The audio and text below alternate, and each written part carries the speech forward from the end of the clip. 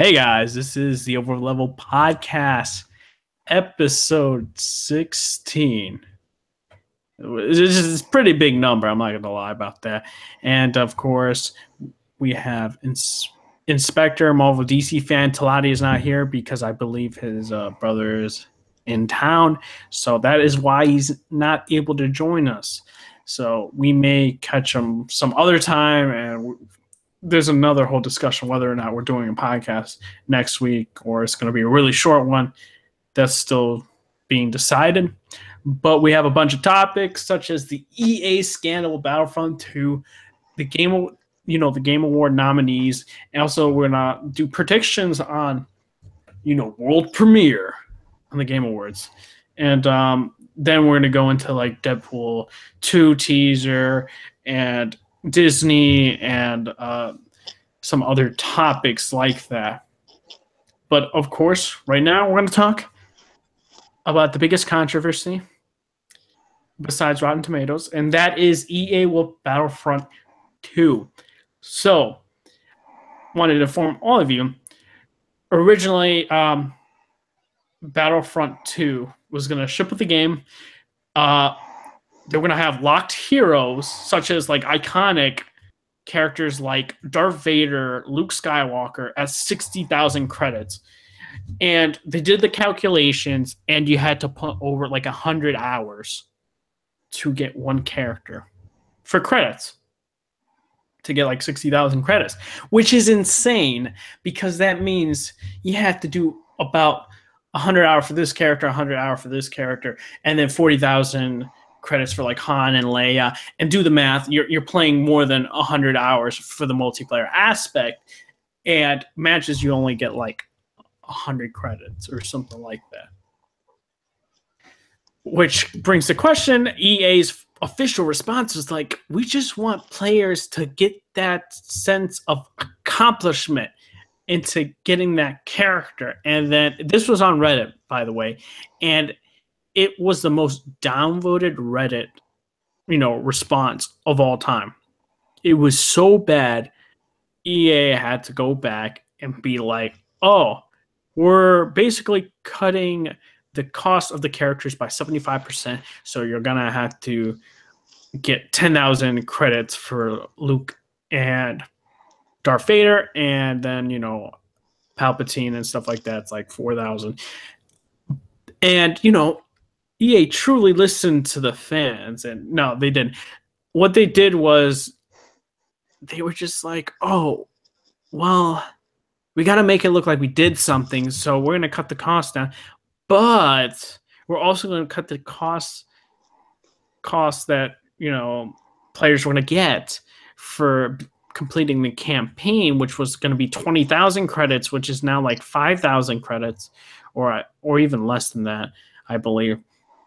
And it's a bit insane because the whole reason why they did that was so people would have to buy loot crates so they can get the hero and pay real money, and EA gets all the profits because they would have been like, oh shit, Darth Vader, Luke, Palpatine, etc., etc. Let me buy some loot crates, which is unforgivable. You're already paying $60 for a game, and on top of that, they're gonna make you grind for that many hours, over 100, and now they're reeling back to make it like what, 4 hours, maybe 40. I don't know the exact, but in general, to me, this is a scumbag move from EA, and this is people find out from the EA trial, and I'm glad that people said something about it and not stayed quiet for the actions that EA has caused on this game. And I don't blame DICE. It is EA's fault. They're the ones who forced DICE to have these systems in place for the game. And we've seen this in the past with the games that EA has published. We've seen it with Dead Space 3. We see it with Need for Speed. And it gets to the point where it becomes absurd. And personally, I'm totally seeing myself just renting the game on Redbox and beating the campaign and returning it, because they need to fix it. EA needs to look. They're probably the biggest company in the gaming entertainment, and they make a lot of money along with Activision. And I think they could once in a while do right by the gamers and not think about the profits. Granted, you're a business. I understand that, but you don't have to do it in a way where we know you guys are scumbags. At least, do right by the consumers. But that's what I have to say on the whole matter on that. But Inspector, what do you think about the whole, having the characters locked at 60? Yeah. Their response as an achievement for that, and getting them. Yeah, Reddit history. I feel like you said. I feel that's stupid and such a greedy move, and on EA's part. Like, I can't say I'm not surprised when it comes to this because it's EA. Like, the only people that are worse about it, with like, I think they're on par with them is Activision. At least they don't have loot crates falling from the sky, like Call of Duty World War II. But yeah, like you said, I think it's just really greedy. What was their response? Their original response was, that we believe that it is a achievement to players for them to grind and get Luke Skywalker for 60,000 credits and buying them, which take a lot of hours, over 100. Yeah, that's bull. When people can just pay to get credits. Yep, because they're hoping for that. That's what they were trying to do. Yeah, because they know players. Because this is just like the definition of pay to win. Exactly, it's a pay to win $60 game. Yeah, that's all I have to say. But it's EA. You can't really be surprised. They're known for this money grubbing type. Yeah, and if they were truly listening to the consumers, they would have just made the heroes for free. Yeah. All right, Marvel DC fan, what do you think? Well, I've done my fair share of grinds over the years, but I think that this is a little bit too much. I mean, I know that they want people to be, accomplished getting these characters, but really? 100 hours? And, I mean, you could have done, I don't know, challenges in multiplayer or something, or unlocking them through story progression or something. Just not 100 hours. And, if it is, they really want them to buy credits just so that they can get these characters, that just, to me, that seems really obnoxious and really greedy of them. But, I mean, like you guys said, it's EA, so they'll get money out of you somehow. Exactly. My thing is, I feel bad for DICE. They're the developers for the game, and they made these substantial improvements to the game, and the graphics look so great and crisp. And all in all, it gets destroyed by EA's tactics that they force them to implement it. So I just don't understand. So I'm super disappointed. But now we're going to get into the Game Awards. And I want to quickly say that I'm going to actually screen share with you viewers, if you're watching it live, of course, and also as a past broadcast. We're going to go over who we think, in each of our opinions, should win the award, and just give our viewpoints on that. And so we are. Let me figure this out real quick. You can screen share it on. Yep. Google. I didn't know that. I just gotta figure it out. Talati has done it before, but yeah. Here we go. Entire screen. So, yes, you guys can see that. So, here we go. There we go. So we Oh, okay, there we go. okay. So each of us, I think, has their own, thing. They're gonna also vote.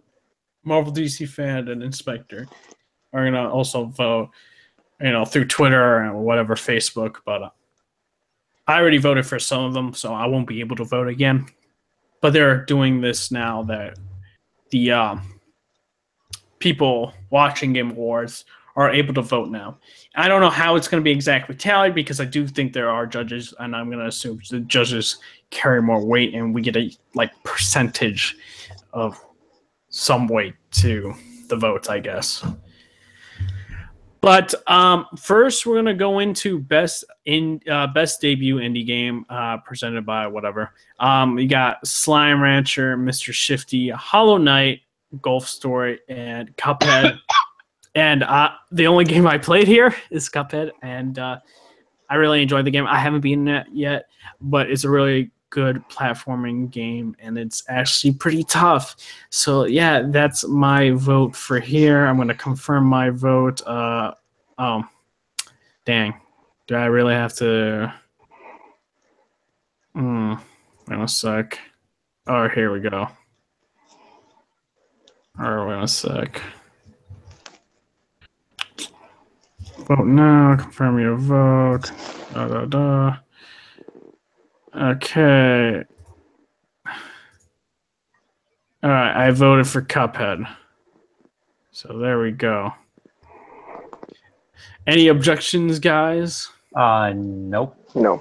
I haven't played any of those games, but I know a lot of people like Cuphead, so. All right, cool. Yeah. I've not played a lot of games this year because money has not been kind to me, but out of all of them, I'm going to go with Cuphead. There we go. All right, best esports game. You got Rocket League, League of Legends, Dota 2, CS:GO, and Overwatch. Dude, Rocket League is dead. Why is it in there? Oh no, it's actually esports. It's really, it's really in there. good? Yeah. Wow. Yeah, these are all esports games. Okay. Best esports games. I'm gonna have to go with Overwatch. Yeah, I'll agree with that. So here we go. What about you, Marvel DC? The only one I played is Rocket League, so I might as well go with that. Nice. All right, trending gamer. Yep. You know what? I'm just going for her. I've seen her a couple times, and yeah, Andre Renee. She actually knows her games. Don't know for any of these guys, so I'm so sorry. I wish I knew you. I don't think any of us truly. Any of the panel members knows who any of these gamers are. I only know her. So I don't think they're gonna vote. Are you guys gonna vote? She looks like Christy Hemme. She may. This is gonna be best student game. We're not really able to vote for it. This is they announced the judges. I know Hideo Kojima is one of them. So yeah, I don't know any of these games, but I give props to the students making those games. Yeah. So yeah. All right, best independent game. We got Pyre, Night in the Woods, Cuphead, What Remains of Edith Finch, and Hellblade: Senua's Sacrifice. Now this is wait, here's the question: is Hellblade really considered an indie game? It is. It's made by Ninja Theory, and they didn't have a publisher for it. Okay. So they had to pull in their resources. That was a big game that came out. Yeah. So this is hard, right? This had to do a lot with schizophrenia and all that. Oh yeah. And I really like the message of it. And it had to do with a bit of Norse mythology in that time because of their Vikings and stuff like that. And people like that in her time would be considered a demon, a witch who would have to be killed because, she's kind of crazy, And then you got Cuphead, right? And it has great gameplay. This has, some gameplay, but it's a bit repetitive. But it has great visual representation and a good story and stuff. And it's a very hard choice for me because I like both games. But I'm gonna have to go with Hellblade. I haven't played any of these games, but to me, I think it's going to be between Hellblade and Cuphead for who wins. All right. What about you, Marvel DC fan? Just because I enjoy, like, one of my favorite genres of games is platformers, and because there's a lot of things that intrigue me more, I'm gonna go with Cuphead. All right. All right. Now that's a tough one. Oh man. Most anticipated game. Oh my god. This is gonna be tough.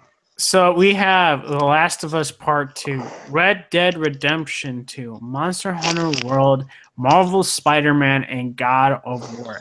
Funny thing is, Oh man, these are like my most anticipated, to be honest, for next year. I do like Monster Hunter, and I can't wait for Red Dead. I can't wait for Spider-Man. I can't wait for God of War, The Last of Us Part 2. So now I'm going to try and do an eliminating process in my vote. Monster Hunter World is gone. Monster Hunter World is gone for me too. Red Dead is gone for me. That's hard for me. See, it's not gone for me. Spider-Man is gone for me. Yeah, Spider-Man is gone for me. I can't wait for that game though. I can't wait for it either. It's hard. So it's so hard between God of War and Last of Us. See, me, it's like, I'm stuck on 3. It's God of War, Red Dead, and Last of Us, and look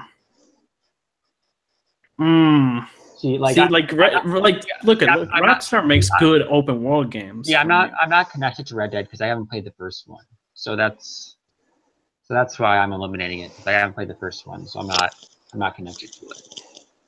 So to me, it's between God of War and Last of Us. Yeah. I like this new direction for God of War. Me too. But I think I have to give the slight edge to Last of Us. Yeah. See, I'm cutting out God of War now. I'm between Red Dead and Last of Us. I really like Red Dead's story, but The Last of Us leaves this impact for me, and I see what they're doing with this game. Yeah, I'm liking the direction, so I'm going for Last of Us Part 2. I'm going for Last of Us.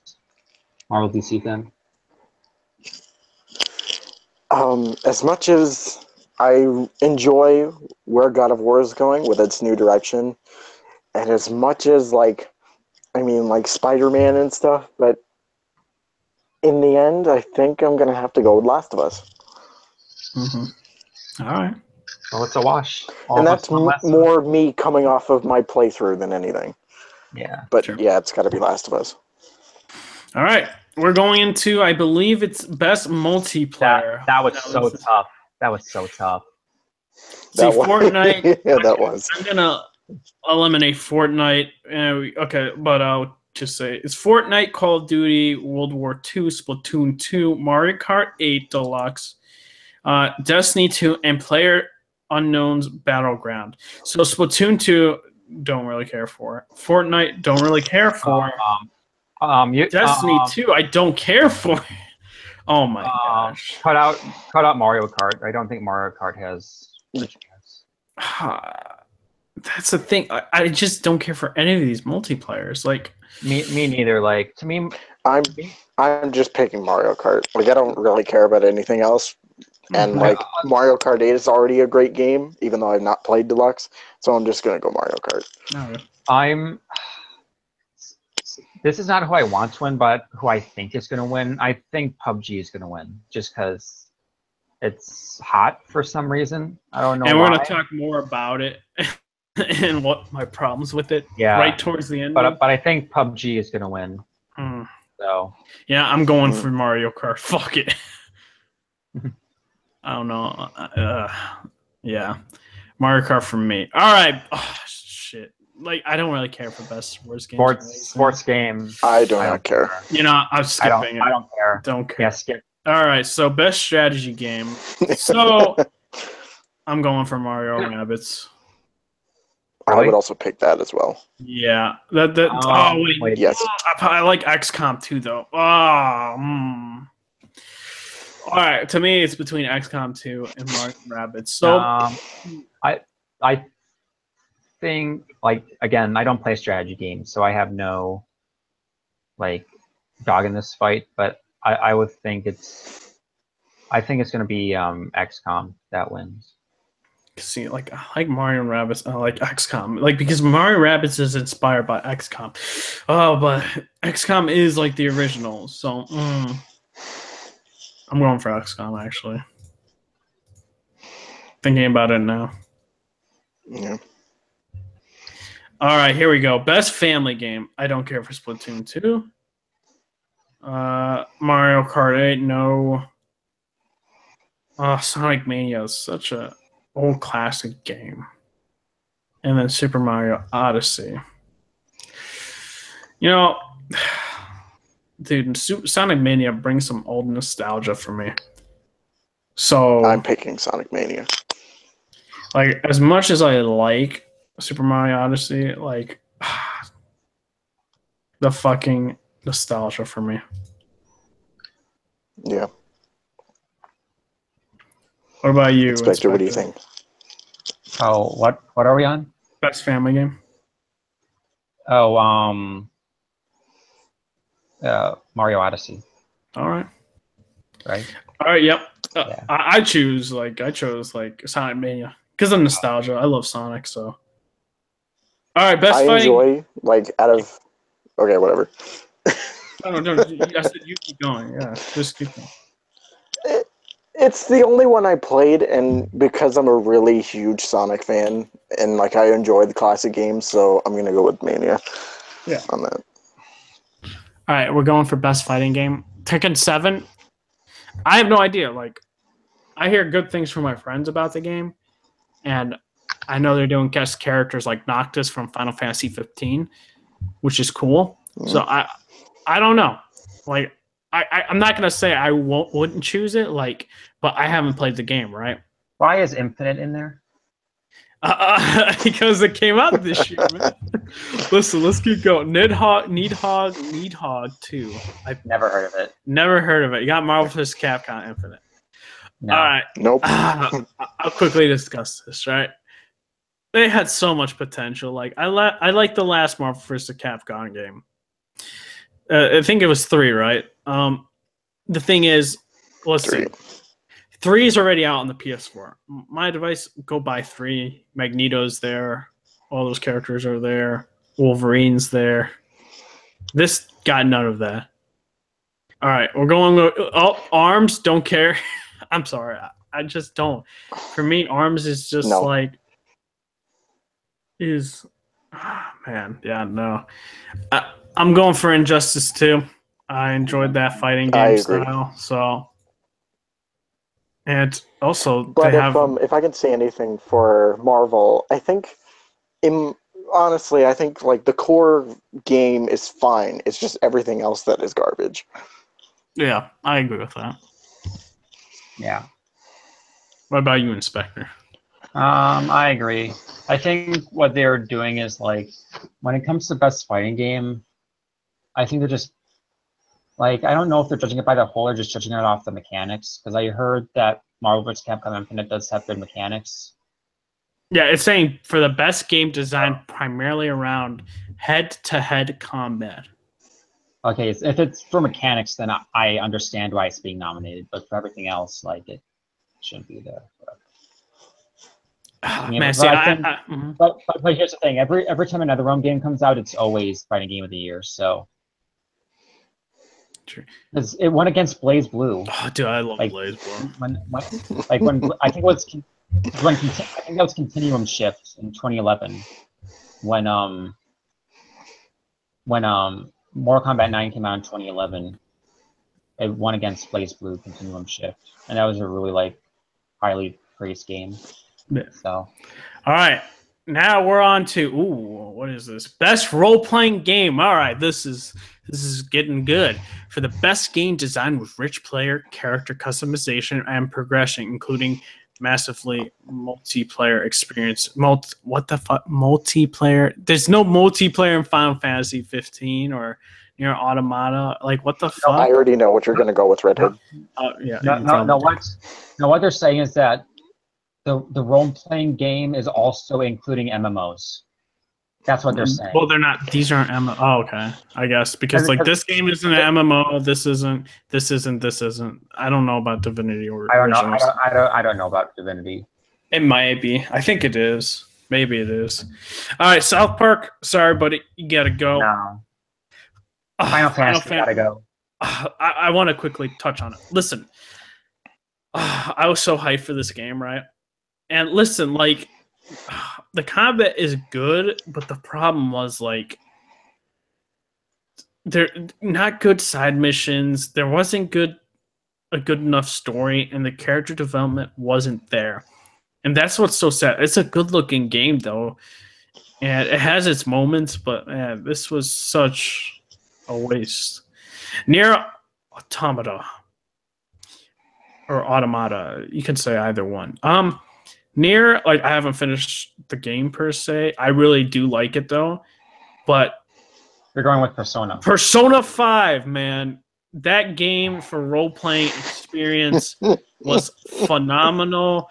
The combat, what you can do in customizing your character and choosing like either being good and bad, it's great, and the story was amazing as well. I just can't wait for Persona 6.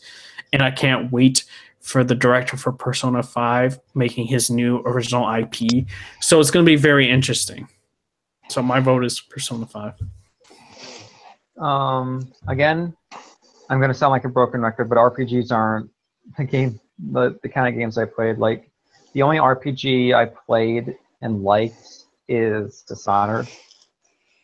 And out of these, I think it's going to be between. I think Persona is the favorite to win.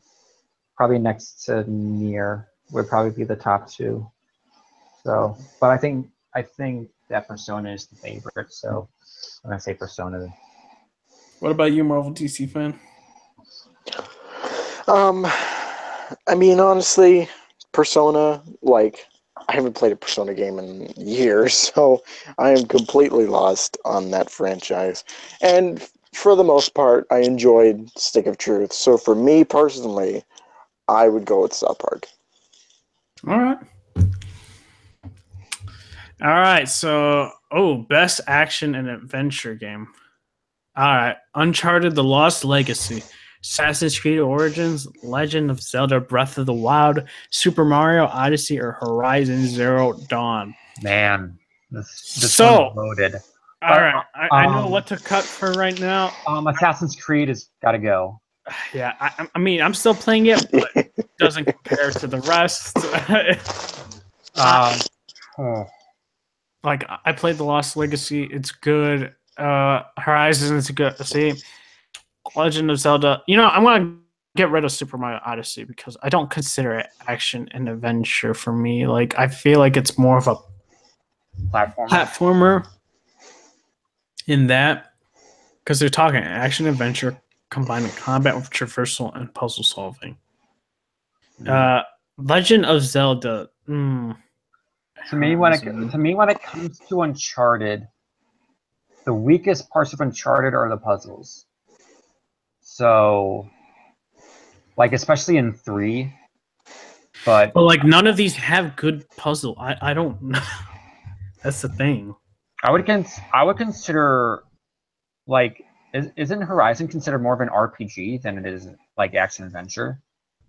Well, it is action adventure, but isn't it action art kind of like an action? I mean, it has like RPG elements, but it's not really.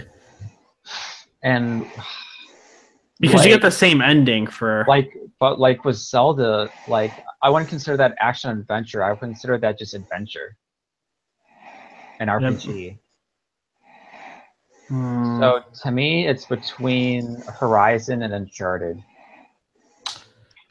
I like both those games. I'm gonna go with Uncharted for me. Again, like I really want to play Lost Legacy. I haven't gotten around to it since I've been busy with school, and the same thing with Horizon.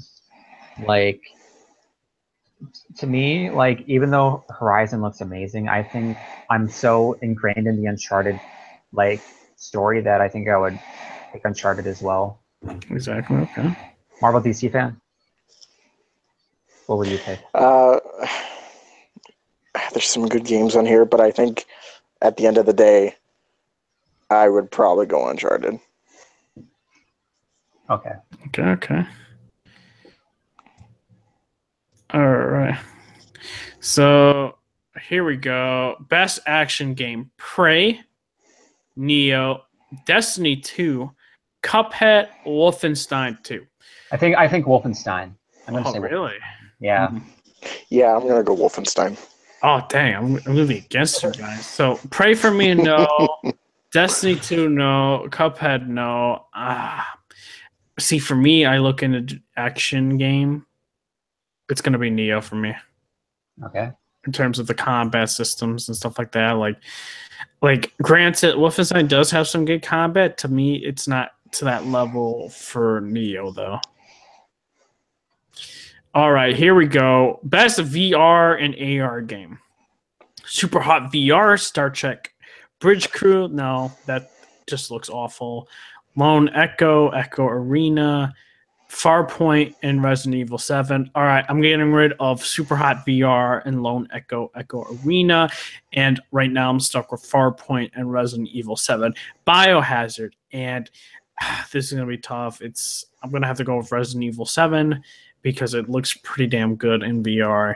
And having that experience is very, like, immersive. So that is my choice.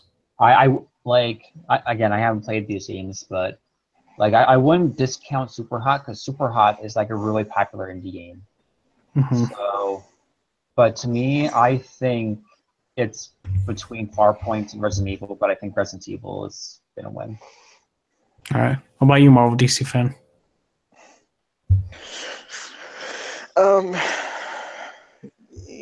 Resident Evil. Just annoying. I got you. Best handheld game. Oh boy. So we got Metroid. Poochie and Yoshi's Woolly World, Monster Hunter Stories, Metroid Samus Returns, Ever Oasis, and Fire Emblem Echoes Shadow of Valentia. I hear Fire Emblem's a good series, so it's Metroid Samus Returns. You know, I'm gonna go with Metroid as well. I guess I'll go with Metroid. I don't know. I think Woolly World worked better as a console game, so and like so I just picked Metroid. All these games are Nintendo games, by the way. So that's interesting. Yeah. Nintendo will win. All right. Best mobile game: Fire Emblem Heroes, Super Mario Run, Old Man Journeys, Monument Valley. Yeah, I'm gonna go with Super Mario.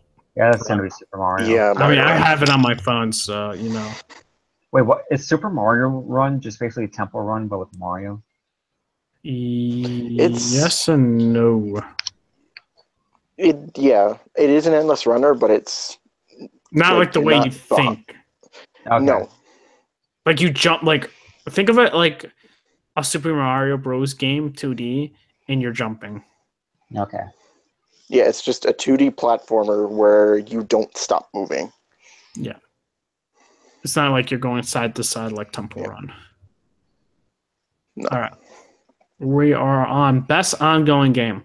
Warframe, Rainbow Six Siege, Overwatch, Grand Theft Auto Online, Destiny 2, and PlayerUnknown's Battleground. I'm getting rid of PlayerUnknown's Battleground, Destiny 2, Warframe, and I'm going to just go Rainbow Six. Rainbow Six is very popular. Yeah. See, this is hard. These last three are popular. Grand Theft Auto Online is popular, Rainbow Six Siege, and Overwatch. Because Grand Theft Auto 5 is breaking records left and right, and they have like a very ongoing like set of stuff, and all these do. Not all, the three left. Yeah. I'm just gonna give it to Rainbow Six Siege because they made this huge turnaround to make it a popular game. Because initially it wasn't a popular game, and people thought this game was gonna fail. So shout out to Russian Badger, but he's a great Rainbow Six YouTuber. Mm-hmm. But well, yeah, what about you? I'll go with Rainbow Six as well. Okay. What about you, Marvel DC fan? I know more people that play Siege than any of the other games on this list, so I'm gonna have to go with Siege. All right. Games for Impact. All right. I know only 2 games, right? Don't know. Please knock on my door. Sorry about it. Night in the Woods. Sorry. Bury Me, My Love. Sorry. What Remains of Edith Finch. Sorry. So I'm stuck with Life is Strange, Before the Storm, and Hellblade: Senua's Sacrifice. Now, saying I liked Life is Strange before this prequel one. I know that these aren't the original developers making the game, and the original ones are making a season 2 with a brand new set of cast members. So, to me, and they got the different voice actors due to the actor strike, because Ashley Birch was supposed to voice her originally, just like in Life is Strange Season 1. It does have its problems. It's still a good game, but the thing is, I gotta go with Senua's Hellblade: Senua's Sacrifice, just because it's such an impact, I think, for like schizophrenia and stuff like that. And it has this like message about it and how to get better and all that. So, going for Hellblade: Senua's Sacrifice. All right, what about you guys? I think I'm going with Hellblade just because I think what Life is Strange to have is going against is that it's a prequel. So I think Hellblade is going to, like, since we're just picking between those two, I think it's going to be Hellblade. Yeah. What about you, Marvel DC fan? Honestly, I'd go with Hellblade. So nice. All right, voice. Okay, best performance awarded to an individual for voice over acting, motion, and/or performance capture. We have. Here's the thing about this. I love how it's 4 women and 1 guy. Oh boy! Don't get people tricking down. All right, Melina. I hope I don't butcher her last name. I think it's just Jurgens. Jurgens, and she's in Hellblade as Senua, and there's my girl, Laura Bailey, Uncharted: The Lost Legacy as Nadine Ross. And then we got another one, Claudia Black, Uncharted: The Lost Legacy as Chloe Fraser. And we got Brian Bloom, Wolfenstein 2 as BJ Blazkowicz. And we got Ashley Birch, who I was talking about earlier, who is in Horizon Zero Dawn as Aloy. So, here we go. Time for the chopping block. Brian Bloom, I'm sorry. Hi, Brian. Yeah. You're giving me the evil stare, Brian. I don't like you. Dude, granted, like he's a good. He's been in a couple like TV shows, I'm pretty sure, but like Yeah. Oh well, I'm sorry. He played Captain America in Earth's Mightiest Heroes, so yeah, true. So there's that. Yeah. All right. Sorry, Melina Jurgens. I liked your performance. Here we go. I'm going Laura Bailey. Oh, here we go. We got one person, Laura. Ashley Birch. These are 3 talented actresses, right? So, Laura Bailey is so versatile in her acting. That's true. Like it's hard to tell when sometimes it's her. Mm-hmm. I'm gonna have to go with Laura Bailey.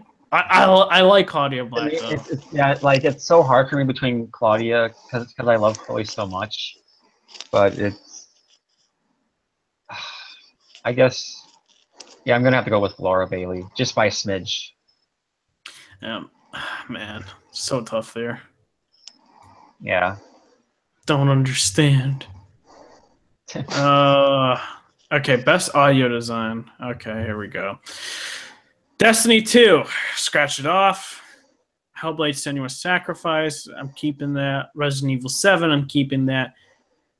Legend of Zelda Breath of the Wild, I'm cutting. And Super Mario Odyssey, I'm cutting for audio. Now, this is tough right here. So, these both, Hellblade and Resident Evil, have good totally audio. But they have really good audio designs. So, it's... I know, but they probably have like two totally different audio designs, since one's a horror game and one's like an action RPG type. Because I'm thinking of like Fire and Flames and like if you think about Resident Evil, I think Resident Evil is more about like ambient noises. It's all about like those noises in the backgrounds that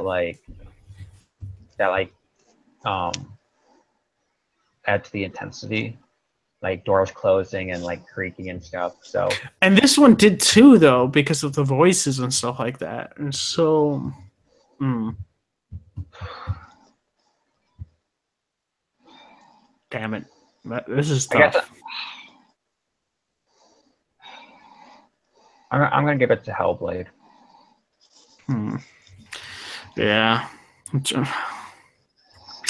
This is not easy. I was just that's not easy. It's pretty much, it's pretty much a wash, but like to me it would be Hellblade. What about you, Marvel DC fan? Honestly, like I don't really have a vote for any of them, but I guess I could probably go with Hellblade.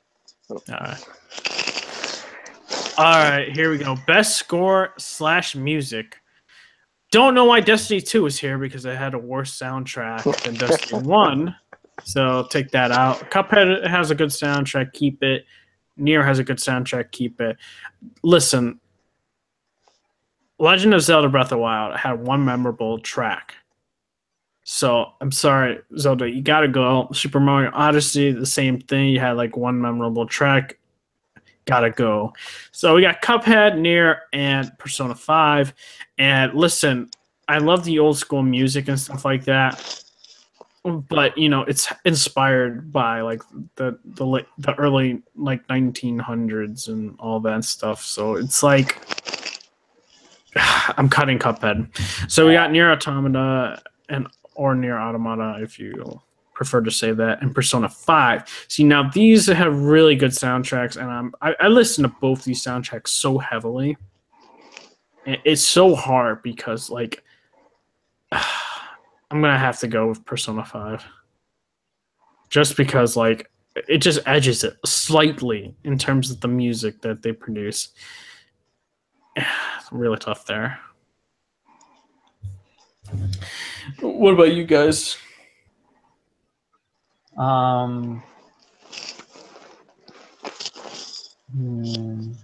don't know because I haven't listened to the soundtracks, but like, I guess I'll just go with what you went with. What about you, Marvel DC fan?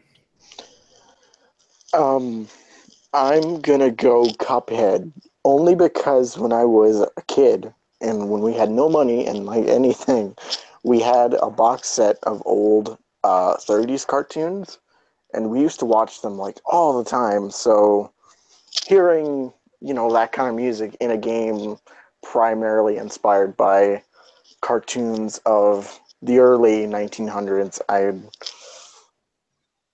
I think I enjoy that more, so I'm going to go Cuphead. Okay. All right, so best art direction. You got Destiny 2. Sorry, Destiny 2. Don't think you have best art direction. See, and by the way, it's for outstanding creative and or technical achievement in artistic design and animation. So, so it's basically a range of things. It's due to the art design, the artistic, the technical achievement, meaning breaking graphics or just the design itself and animations. Like, So I'm cutting out Legend of Zelda. To me, it's between Persona and Horizon. Yeah, like Cuphead. Like, listen, I love the art for Cuphead, but it heavily inspires. It doesn't do like, you know what I mean? Like, I don't want to say that, like, but I like what they're doing for it. I like the art style, but it's not doing anything new because this art style was back in the 1900s. Yeah. So I can't say that. And this is tough for me because I like both games. I like the graphics of Horizon Zero Dawn, I love the art in Persona 5. Again, these are two games you can't really compare because Persona has more of like an anime type Japanese style animation than like I don't want to say like Horizon's more American because it's made by like a Dutch studio, but like it has more of a Western type like appeal. Yeah. See, me personally, I think I'm gonna go Persona 5. That's just me, though. I'm gonna go for Horizon. What about you, Marvel DC fan? Me, I'm gonna go with Cuphead, and it's pretty much for the reasons I said before. It hits me on a more, makes me think back to when I was a child, and like very poor child, like more frank. But yeah, it's Cuphead. All right. So best narrative. Okay. What Remains of Edith Finch, Near Automata or Automata, Hellblade: Senua's Sacrifice, Wolfenstein 2, and Horizon Zero Dawn. I'm sorry. What Remains of Edith Finch? You can go. See, Wolfenstein 2. Right. I haven't played it, but the thing is, I hear the story isn't as great as the first game, and I hear that they kind of shove some political stuff down people's throats in terms of, not in terms of what people think I'm saying, but it's like just like kind of like Watchdog-esque in a way. For me, Wolfenstein, no. Hellblade, sorry. Near Automata or Near Automata, Horizon Zero Dawn, and to say I love the universe building, I love the story overall, and I love like the other stories for like the text and the audios for people that lived before. So I'm gonna go with Horizon Zero Dawn.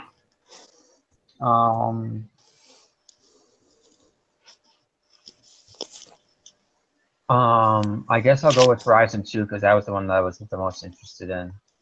So yeah, I'm gonna go with Horizon as well. All right.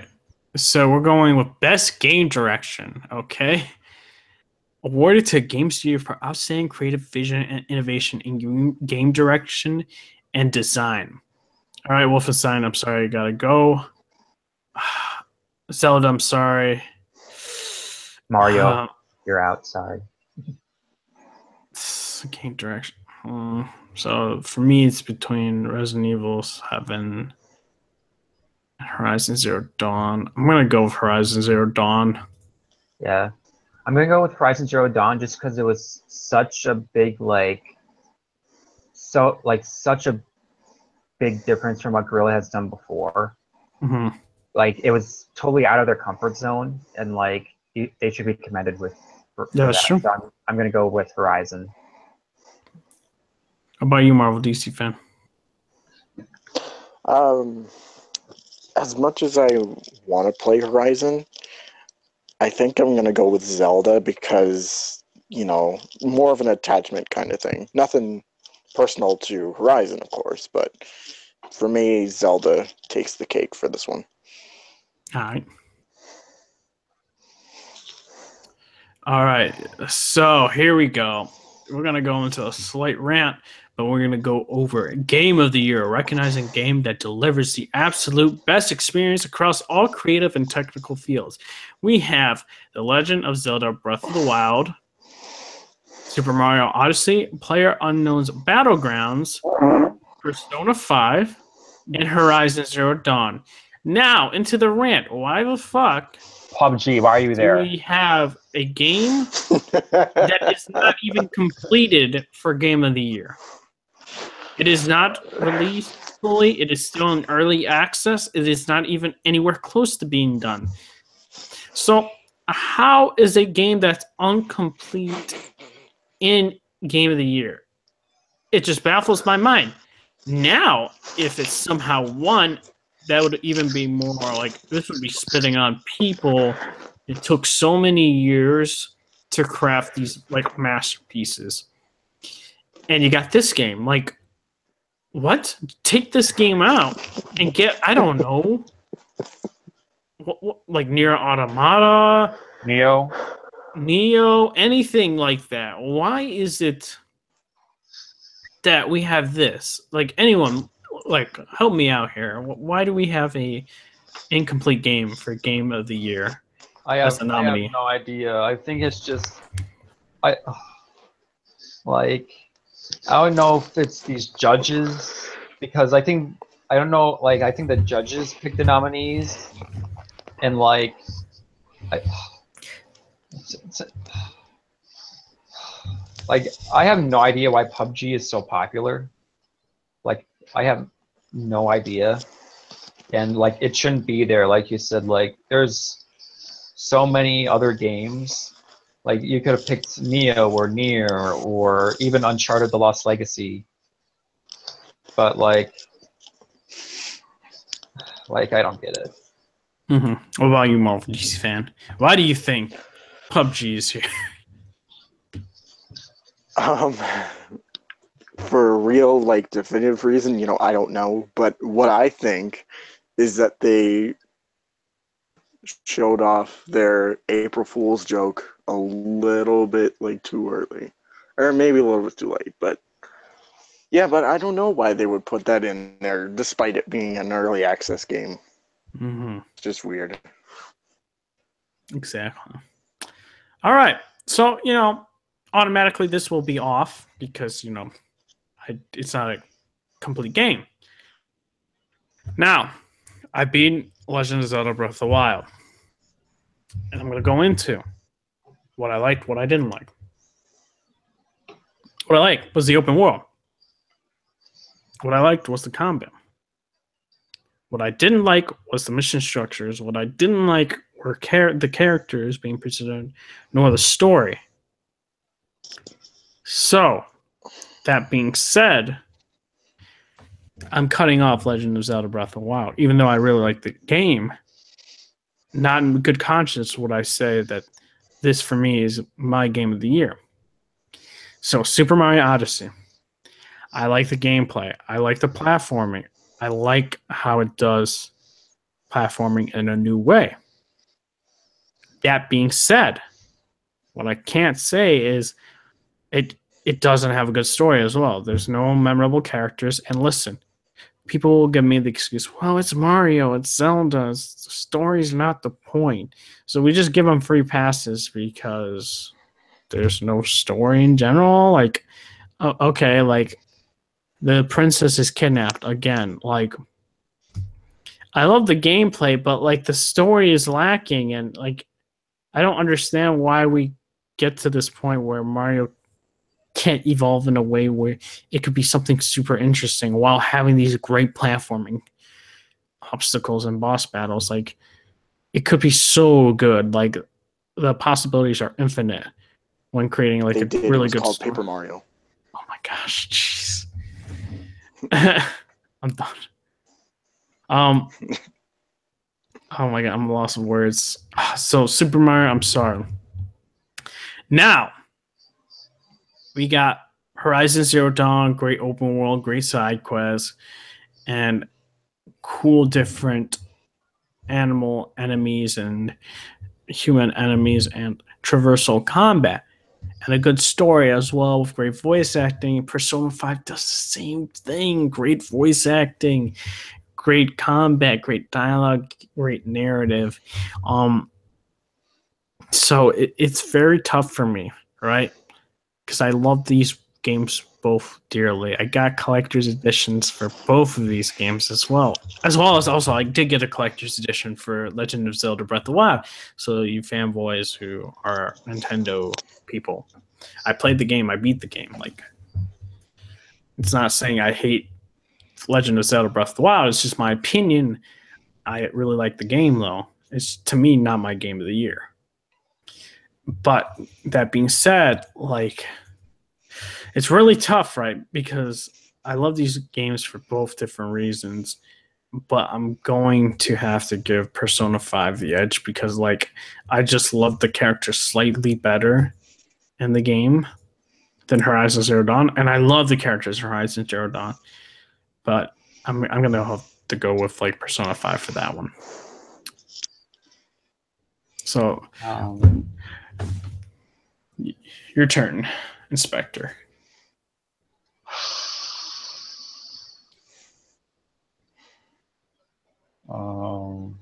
Horizon.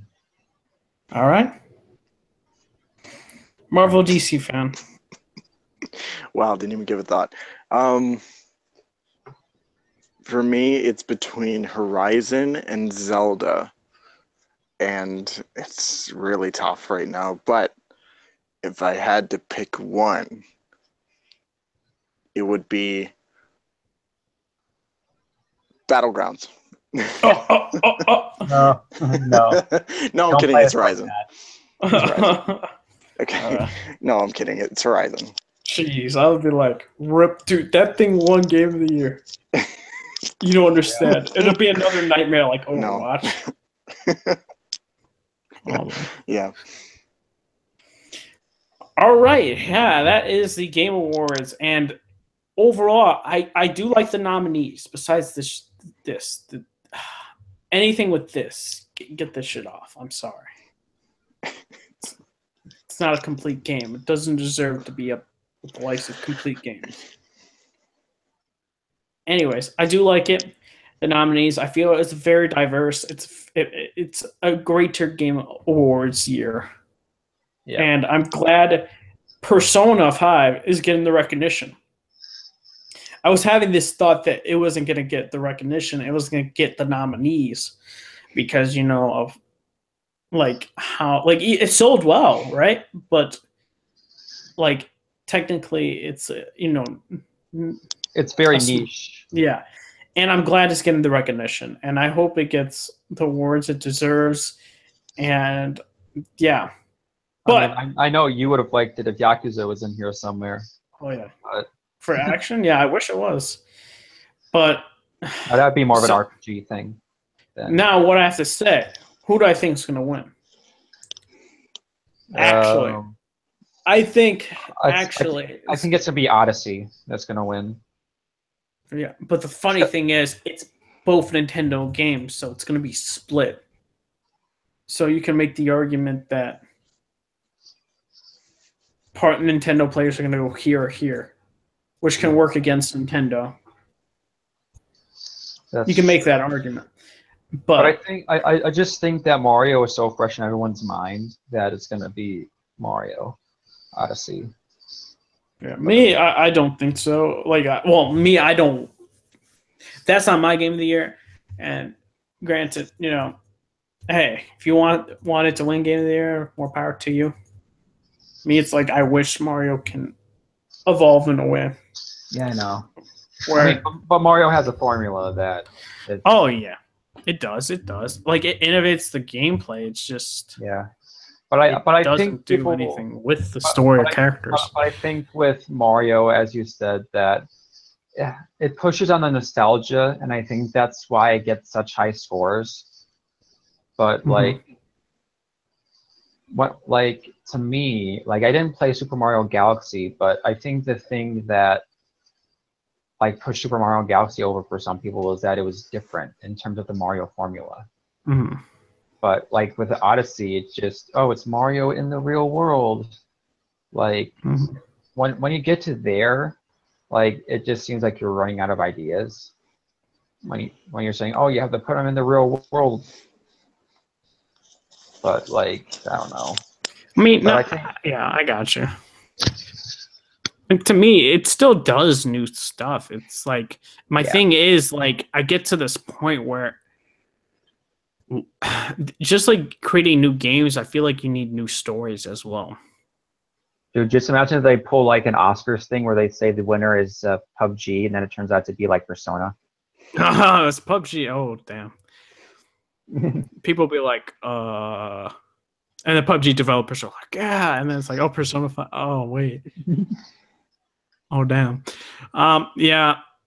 What about you, Marvel DC fan? Who do you actually think is gonna really win?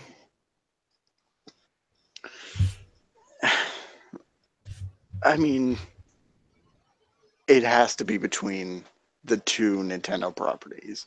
It's just, I mean, I think Odyssey is probably going to be the game of the year.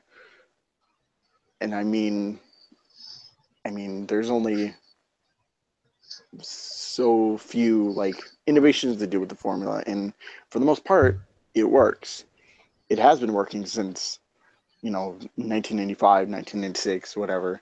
But yeah, I'm at this point also where I think there needs to be a little bit more than that. Exactly. I'm like originality. I mean, it doesn't hurt to try new things, and of course, Mario has tried many things, but I think it's time for, I think, a complete kind of overhaul Exactly. of gameplay. Yeah. My thing is And also maybe like, do something with story. yeah, not have the Princess of Peach is gone again. It's being kidnapped. Like, try and do something different and try to make it a bit more complex for the story as well. Now, my problem though with Zelda though was also like I watched the initial trailer. Like, I remember this was when the Switch was announced, and that trailer looked awesome, and it looked like it was going to have this amazing story as well, right? And guess what? It had no story really. No memorable characters, no character development, nothing. And some people had to were so like defending it. They were like, "The story was amazing. What do you mean? What story? It was so scarce." But yeah, I think overall though, what are your thoughts in terms of nominations and stuff like that? Do you think they did a better job this year than last year? Um, Uh, like I no, can't you go ahead. like I can't speak for the other nominees since I haven't like played like all the indie games and like but it looked like they still had like a good amount of variety, but I think they still like they still I think the problem with the Game Awards is that they're still like that token game that always feels out of place. Like to me, last year the token I know it was popular, but to me the token game for last year was Overwatch. I did not think that deserved Game of the Year, but it won for some reason over Uncharted 4. But and we all predicted that Uncharted 4 was going to win. So if PUBG somehow pulls it out, I'm going to be so mad. But yeah, I think it's a good amount of variety. Funny that the best voice performance category is for like it's good that like they're getting all this female representation because I do think the best performances did come from females this year. So I like how they're getting all the female representation. So that's good. Mm-hmm. What about you, Marvel DC fan? What do you think about the nominees compared to last year? I think overall there was a lot of really good nominees and had a lot of diversity and that kind of thing. Even though some games probably didn't really need to be on certain lists, PUBG, but But in terms of last year, I mean, for me, I feel pretty much the same how I did last year. I mean, for the most part, the nominations are good, and then that's it. Like, Yeah. there's really nothing else to it for me. The only difference is that there's more Nintendo. I guess the only difference Yeah. from last year, because last year was pretty much you're right. Sony. It was pretty much Sony's show last year. There was a lot of Uncharted 4, and like Uncharted 4 was like in every category, but in terms of like action adventure, voice acting, and graphics and stuff. graphics, art direction. Yeah. So. Yeah. Yeah. I want to say this. Listen, I have no bad blood for PUBG. Like, my whole issue is this, right? It's incomplete, doesn't deserve to be in. Once it's complete, the next Game Awards or the next 2 Game Awards, I don't know when the game's going to be finished. Then it can be on. But no, it doesn't deserve to be here. And yeah, that is it for what we voted for. And now we're going to go into predictions on what we think is going to be shown at the Game Awards. Because Jeff Keighley has announced, saying in a couple days or soon, that he's going to announce some, world premiere, something like that, right? All right, my guesses, and they're going to be very quick because I honestly have no ideas as to what's going to be shown. I'm going to say this.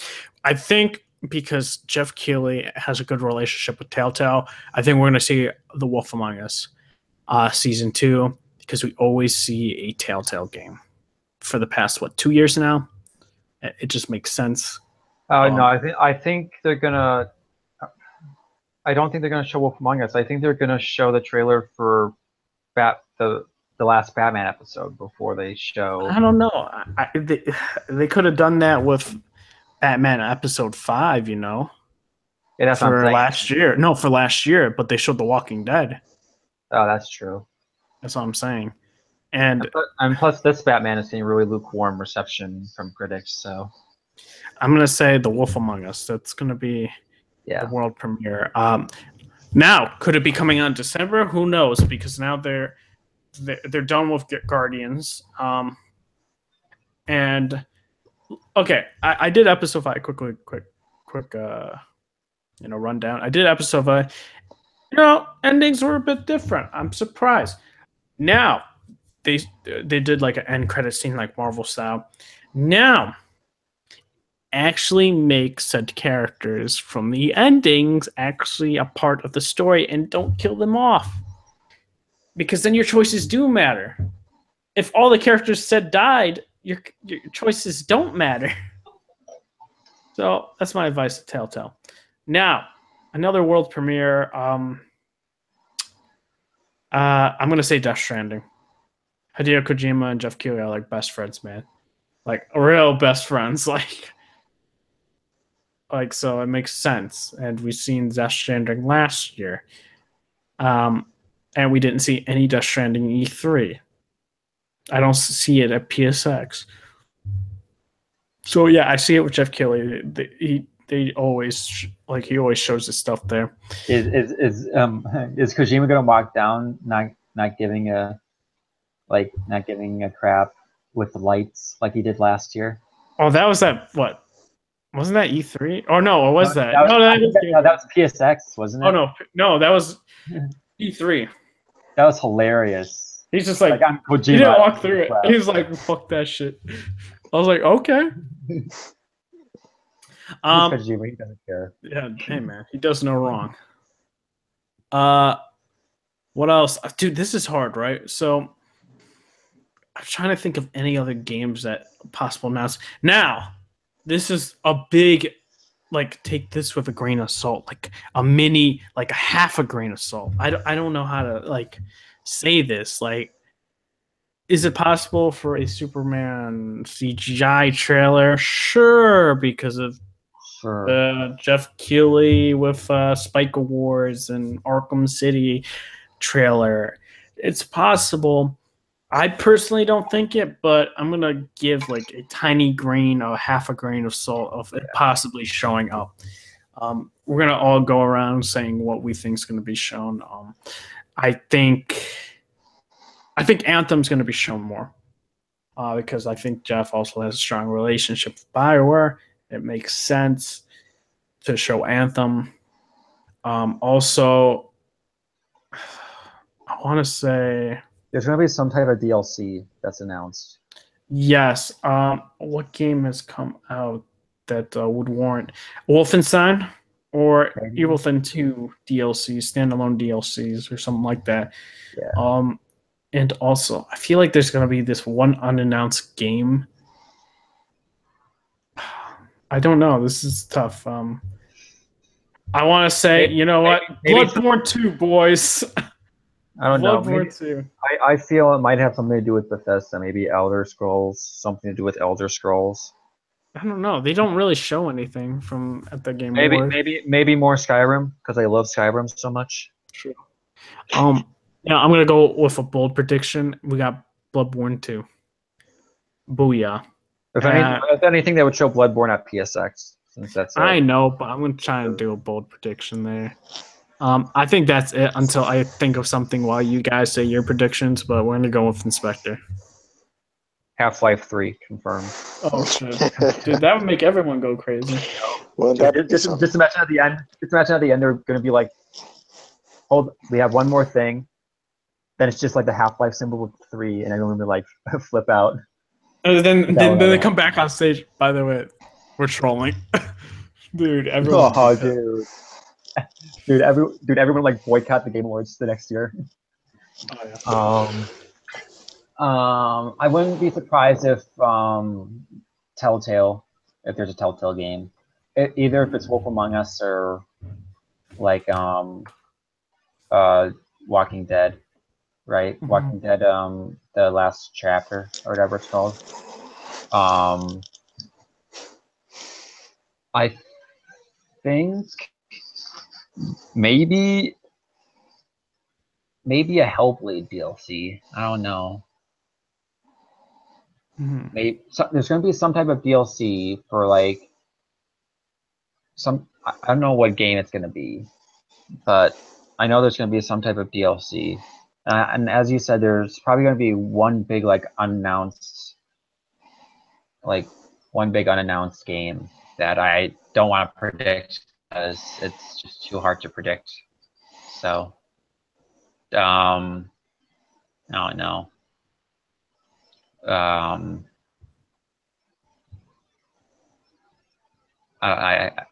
No, I can't. Marvel DC fan. What are your predictions? Man, I know positively Telltale is probably going to show something. I would want them to show just like a little snippet for not Wolf Among Us. They could show something for Walking Dead, but I would rather them not. I would like to see Superman there, but I highly doubt it. Death Stranding would be something I'd want to see there, but honestly, who really knows? But that's really all I have for it. So. Okay, that's good predictions. I was also thinking of something else, but it just escaped my mind. Now, I guess we're gonna go actually into Injustice 2. So right, I got the Ultimate Edition. I'm happy with Starfire. I'm happy with Red Hood. I'm happy with Black Manta, Hellboy. I'm happy with Adam. Semi-happy with Enchantress. It's meh for me. I don't know. Now, was it worth it? Was it worth the Ultimate Edition price? That is the question. Was it worth paying the extra money for it? looking back at things, I'm gonna have to say no. It's just I did not want Teenage Mutant Ninja Turtles in it. I didn't want Raiden in the game. Like, I'm fine with, Hellboy, and I just don't understand why. Why is it that there were polls created and said polls weren't listened to? And then don't make my whole thing is like, if you're gonna already choose what you're gonna choose, don't even make polls, because you're giving people like the power to choose what guest characters can come and not. And now we got I know some people are hyped for Teenage Mutant Ninja Turtles. That's cool. But for me, I don't. I wasn't expecting that. And then having him in a trench coat like Rorschach too, that's like I don't know, it's a bit, I know they're trying to be funny, but that spits in my face. Like, I felt like that. I was just like, oh my gosh. I was a little irritated by that, but like, I feel like just wait for a price drop and stuff like that if you want this, Injustice Ultimate Edition or the Season Pass, wait for it to go down because it's not worth it. I don't think, or just buy your couple characters like Red Hood and Starfire. But that's my opinion. What about you, Inspector? To me, I'm like right down the middle. Like, I didn't mind Sub-Zero to be. I like Starfire. I like Black Manta, even though I haven't downloaded him yet. Like, I haven't played the game, I think, since Starfire was released, or Sub-Zero. I haven't played it since the end of Fighter Pack 1. To me, Hellboy was okay. I just felt his gameplay looked really generic, because he's just basically a brawler. And to me, I don't like brawlers that much, except for probably Bane. But like, yeah, like the Ninja Turtles were a surprise, but I was just like, eh. But like, I don't think that trench coat thing was a misdirect, because maybe in the silhouette it was, but like, in the movies they've worn trench coats before, so I know, but like, I felt like they know what they were doing as well, in a way. yeah, like.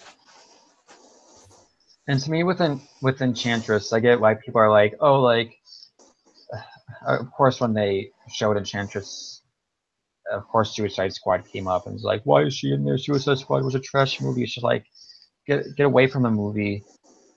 To me, I think Enchantress is a cool character, and some people are saying like, oh, why was Samara? Like, I don't like. Mara would have been cool, but I think those same people would have complained if Mara was in there, because it's just another Aquaman character. They're putting way too many Aquaman characters in this game. Because they have Aquaman and they put Black Manta and then they would put Mara. Like, Mara would have had cool like things with her aquakinesis and stuff and all that, but like, to me, I think it was a wasted opportunity with Vixen. I hated how they put her as a premiere skin for Cheetah. I think Vixen would have worked perfectly as a DLC. You could have replaced her with Enchantress.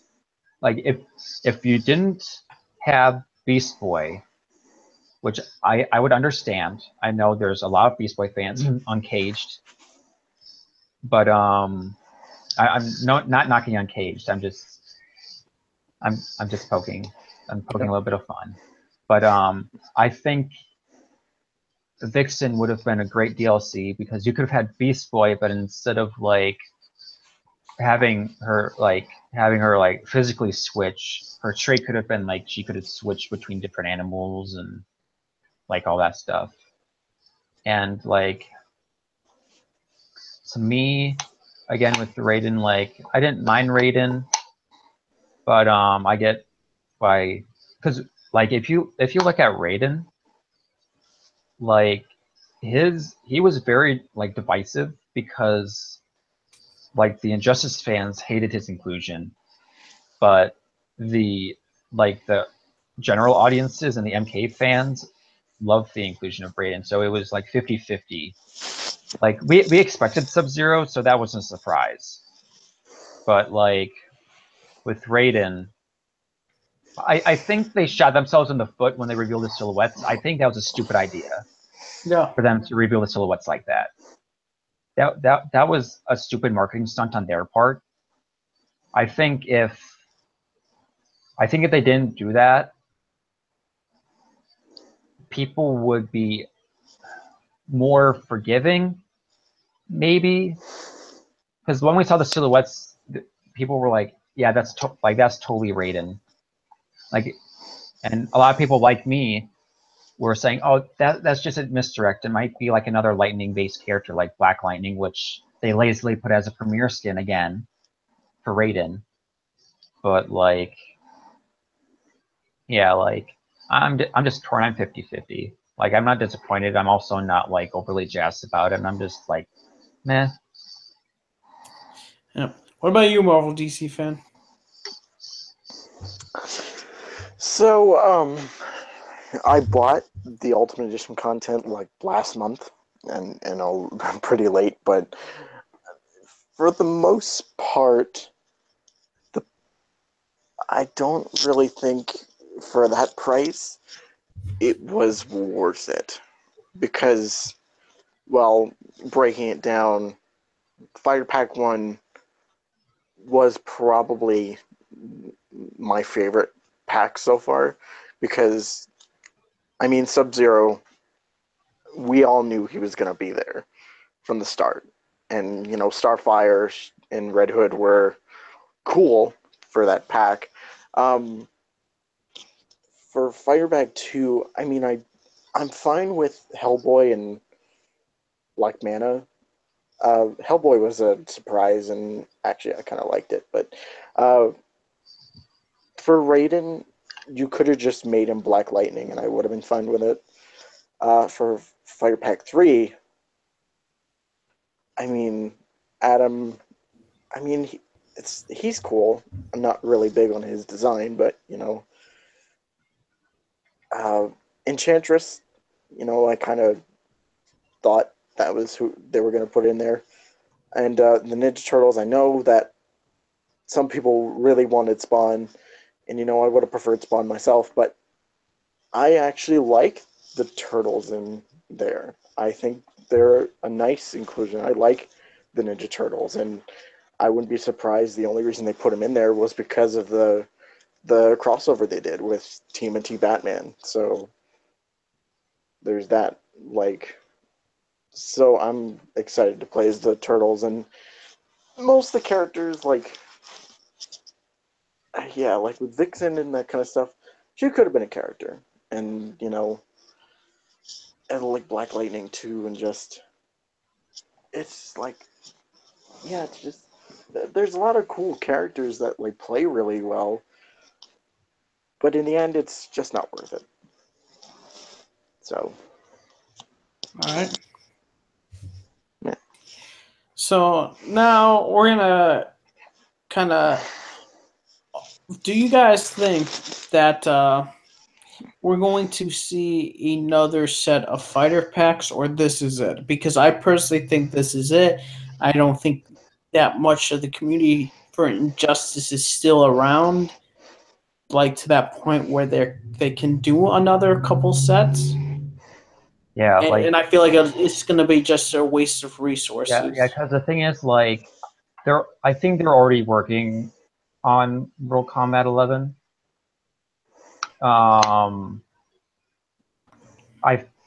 There's no doubt they're going to announce it next year at their usual time. right before E3. Because that's NetherRealm's that's NetherRealm's pattern. Game comes out odd numbered year, reveal next game near E3 even numbered year, then the cycle just repeats. That's been the cycle ever since MK9. So I think they're already focused on Mortal Kombat. That I think because this fighter pack is going to be over, I think February or March, and I think that's going to be the lifespan of the game, because like the game came out in May of last year, and that's a good 10 months of lifespan, even though like the community has kind of dropped off. But like I think we're kind of over exaggerating like the amount of players that dropped off because we dropped off. So I don't want to say like, oh, it's dropped off drastically just because like we've dropped off, but like I think it still has a pretty solid, like it's not like the first Titanfall where it just was dead within the first 3 weeks. Oh no, But, I'm like, you know what I'm saying. I'm saying in terms of even fighters that they don't have that long lifespan, and they don't have even the long Tekken 7 lifespan, is gonna be gone soon. Yeah, and the problem even with like Evo and those esports circuits that they have, like especially with NetherRealm, as I said, they keep pumping out their games that like they don't afford their games to have a long lifespan because they predict their lifespan of their games until the next one comes out. So yeah, I don't think there's going to be another fighter pack. And I don't even think there's going to be like 2 more separate characters that are just separate from the fighter packs. I don't think they're going to do that. Because like people already paid $100 for the Ultimate Edition or $40 for the Season Pass. So I don't think they're going to do that. So yeah, unless like the Ultimate Edition, like when the Complete Edition comes out, and they announce like, oh yeah, we're gonna have like what they did with MKXL, but I think MKXL is kind of different. But yeah, because like there's gonna be no doubt that a Complete Edition comes out next summer. But yeah, so what I'll say is like what I meant by like, you know, of course, you know, the whole dropping off, it's not coming from just us dropping off. It's just coming from just general fighting fans. Granted, you know, people will be watching it. In that way, it's going to be still supported. But in the way of actually playing the game, it's a general margin that has dropped off.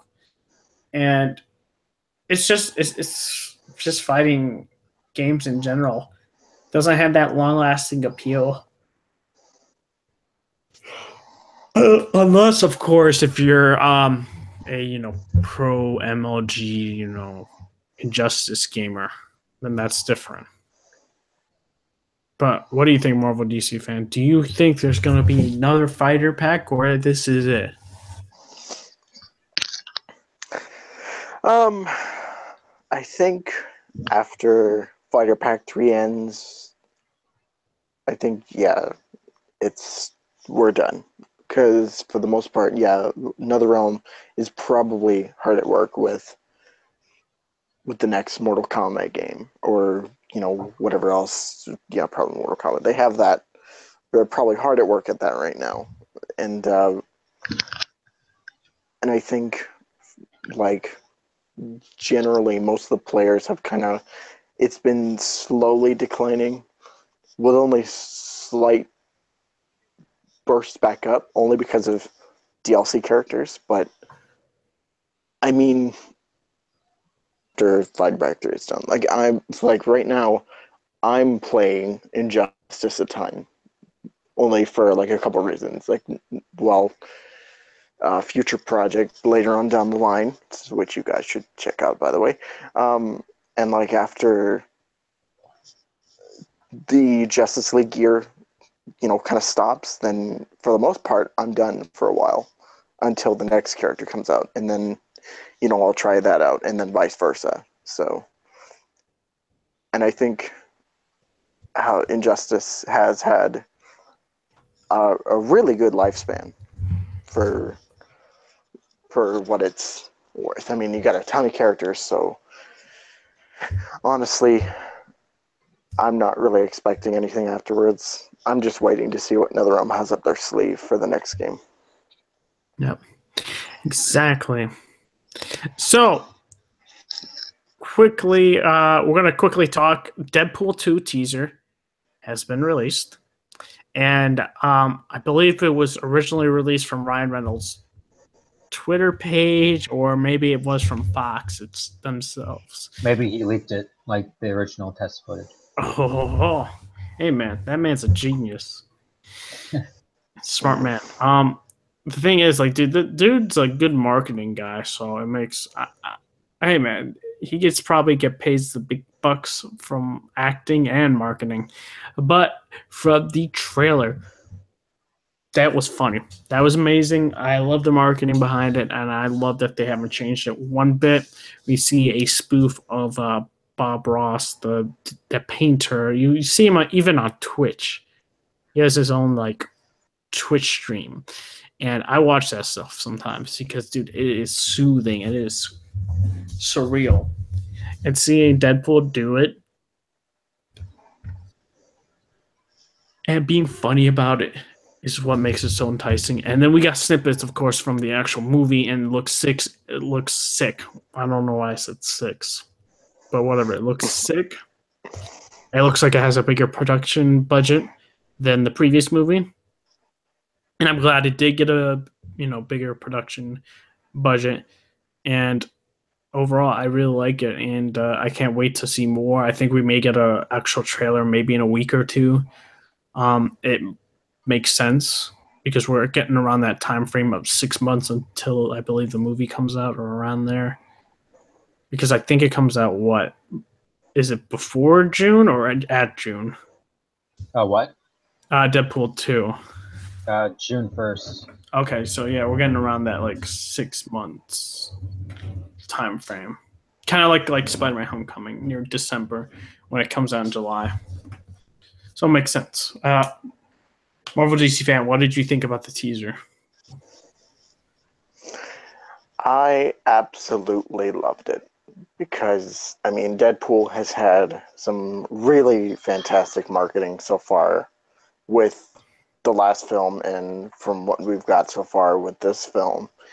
And, I mean, I loved the Bob Ross parody. I wasn't expecting them to show any snippets from the movie.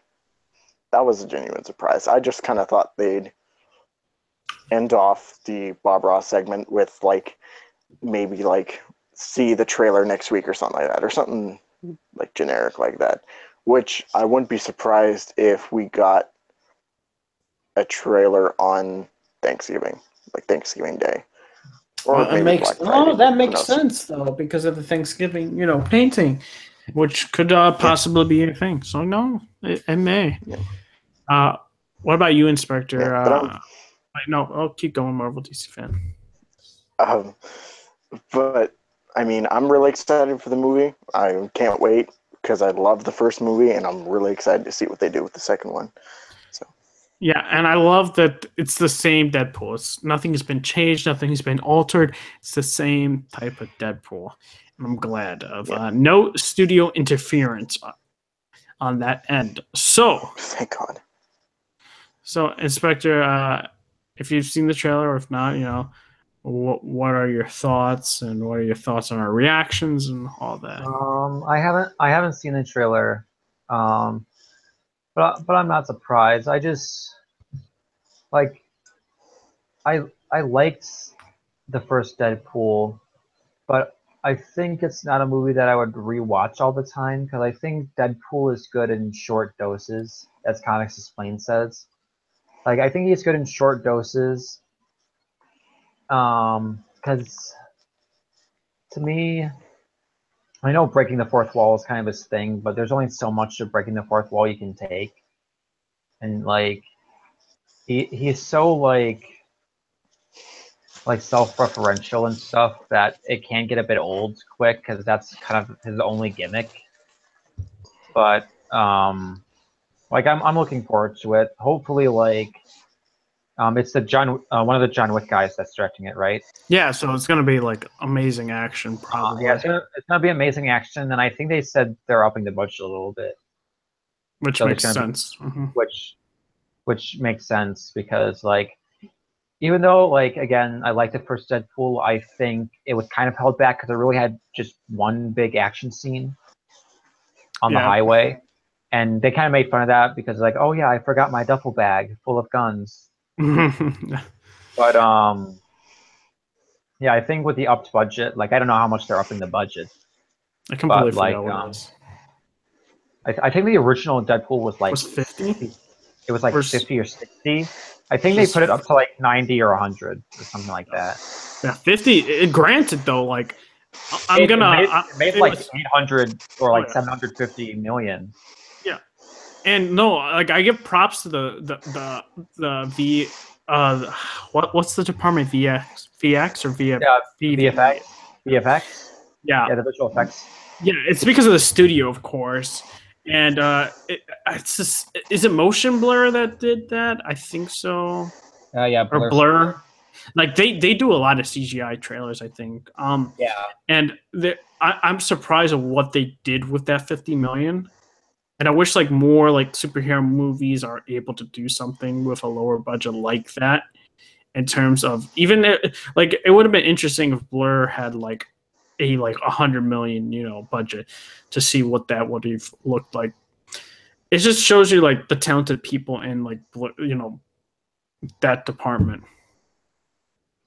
And I wish like superhero movies could hire more people like that more, because like you get into like the nit and grit of like a lot of superhero movies about CGI, and sometimes it looks great and sometimes it looks bad.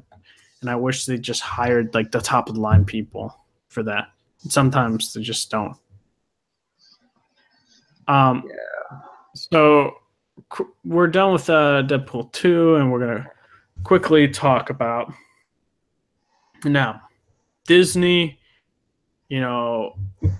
owning Fox and then not owning Fox, and then there's discussions for the properties. Now, originally what I was saying and what I wanted to tell you guys was I thought it was bad.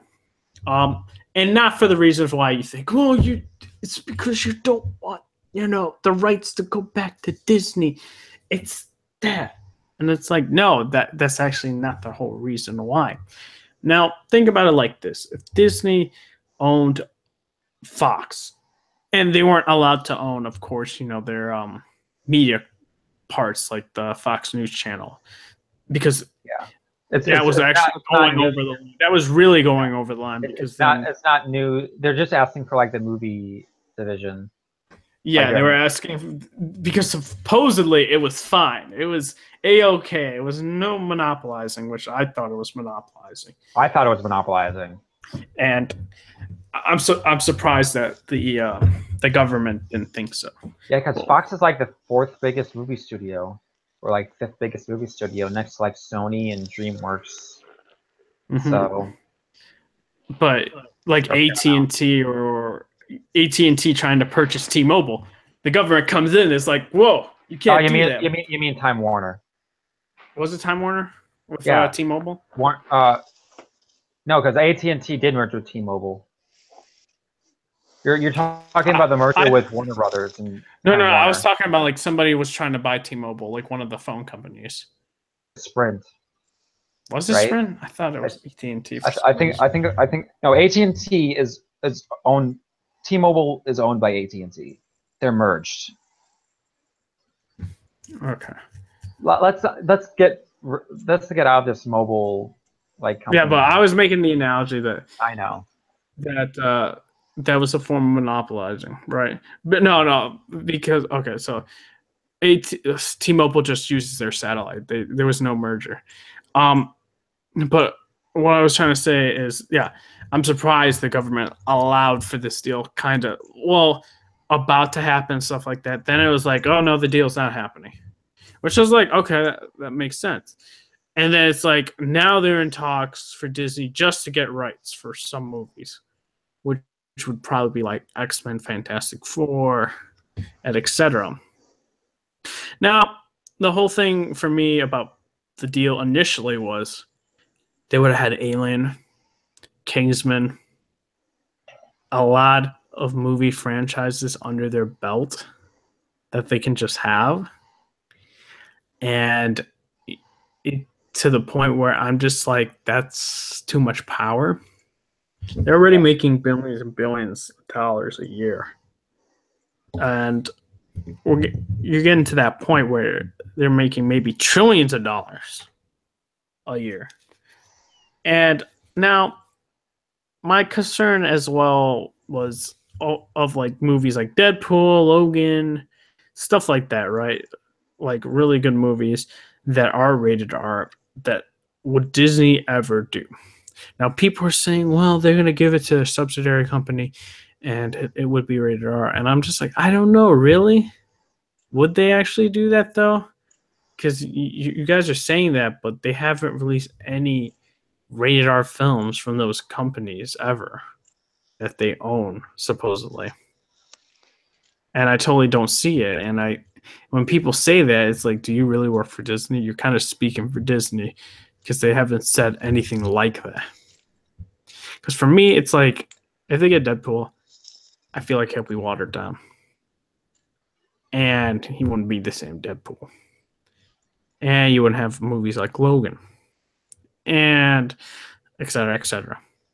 So, right now, I'm fine with them trying to purchase like Fantastic Four. And then I get a little bit worried for like Deadpool and Logan on that front. But I know what Disney was trying to do. Initially, they're trying to get all the movie rights so they can make some more money. Hey, man. They tried to do it, but Fox is like, somehow, like, nah, fam. But overall, I'm just like, this deal initially was bad. Now it's getting to a workable area. But what are your thoughts, Inspector? I thought the talks ended. No, it started picking back up. So initially the talks happened, right? It was for the whole movie company. But now it's just for the properties for like Fantastic Four and stuff like that. I don't know because I don't know how much people love the Fantastic Four, but the thing is, the Fantastic Four, even in the comics, they don't sell.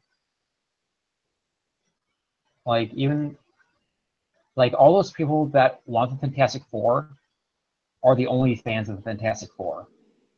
Like their fan base is really small. I think some of them, well, I'll be devil's advocate, just want the villains. Yeah, they just want their Doctor rogue Doom. gallery. They want Galactus. Mm-hmm. Because seriously, the only thing up Thanos is Galactus. Yeah. Like that's the only way you can up it. Mm-hmm. I don't think Kevin Feige wants to go anywhere near the Fantastic Four because it's a tarnished brand. Like I get people, oh, they want like can do the Fantastic Four right, but I don't think Kevin Feige wants that brand on his already like $11 billion brand that is the MCU. So I think Kevin Feige wants to stay as far away of Fantastic Four as possible. X-Men, maybe. I think the X-Men are just a bit too murky.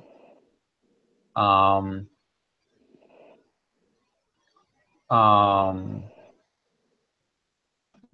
problem with Disney is that they might quote unquote like Disneyfy the franchises. Like if they get Alien, like the Alien property, put it from R to PG-13,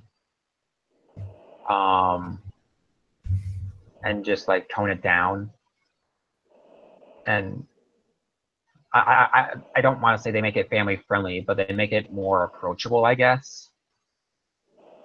Alien is like Alien is a brand that hasn't really had good faith in it ever since Aliens, like ever since the 80s. Mm-hmm. Like everyone has been pretty like lukewarm on Alien ever since. So like I don't know why Disney would want these properties, but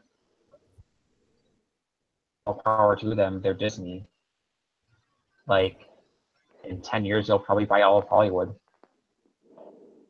But like I can guarantee, like in 10 years, the only movie companies that are going to be left are Disney and Warner.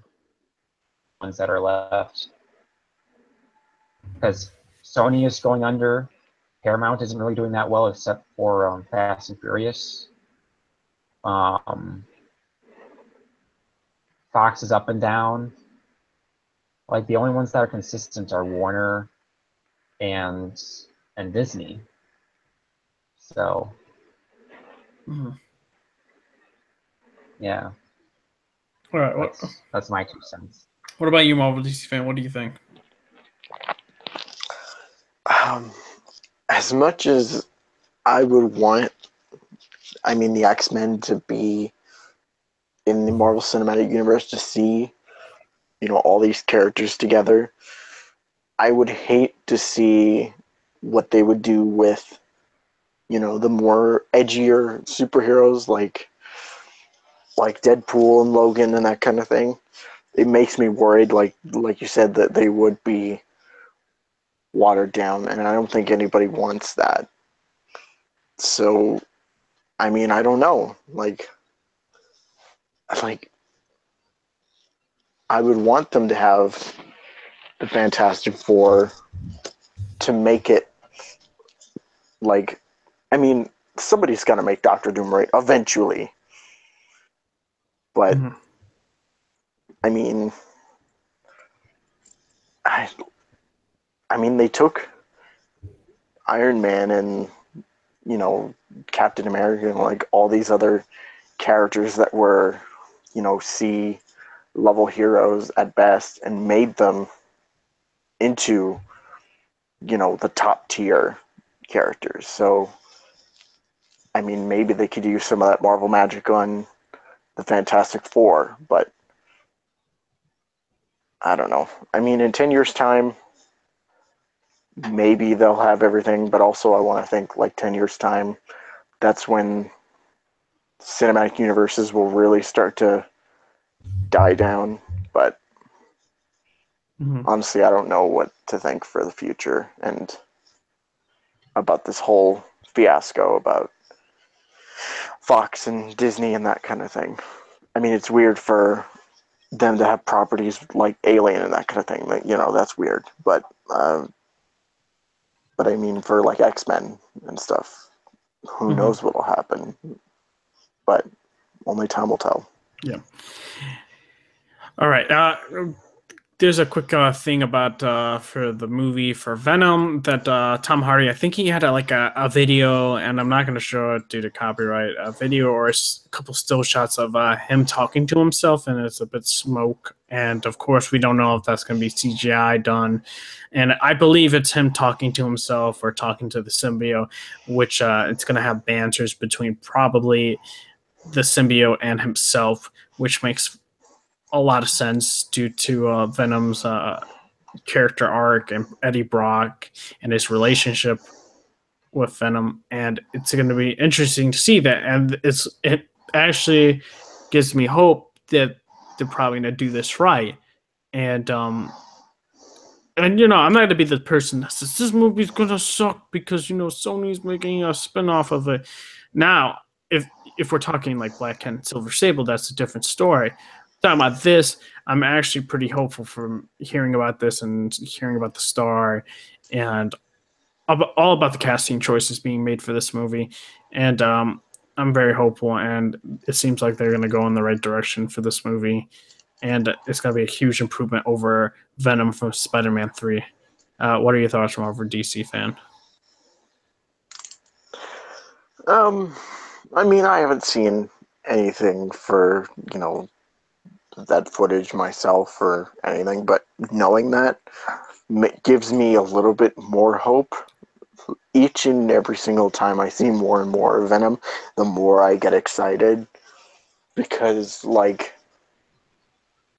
have faith that the movie will be good and Tom Hardy will be a really good Eddie Brock / Venom. Mm-hmm. And, I mean, I don't really have hope for any of the other spin-offs, really, but, I'm hoping that we can have Venom done justice and Exactly. kind of steer away from Topher Grace and what happened there and just have, the genuine Venom that everybody loves. Mm-hmm. So, what about you, Inspector? I'm interested. I'm not hyped, but I'm interested. And we got some downside news from Sony Pictures. It's been reported and being reported by several outlets that a Morbius spin-off movie is happening. And Why? if you guys do not know what a Morbius spin-off Morbius is, he is the vampire that basically Felicia or Black Cat has a thing for. And he was a your doctor. plasma. Sucked my plasma, dude. Dude, oh my gosh, Spider-Man the animated series, man. Brings me back. But yeah, this is interesting because Sony is just going for it, man. They're going for all these spin-offs, which makes it harder for the MCU to make more movies, to be honest. What can I say?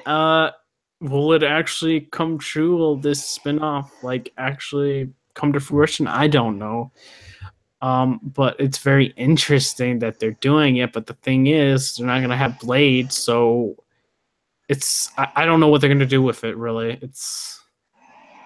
Hey, maybe it'll be actually about Dracula and stuff. I don't know. I have no idea. Marvel DC fan, what do you think? When I heard the news, I just had the most epic of facepalm moments that I had in a long while.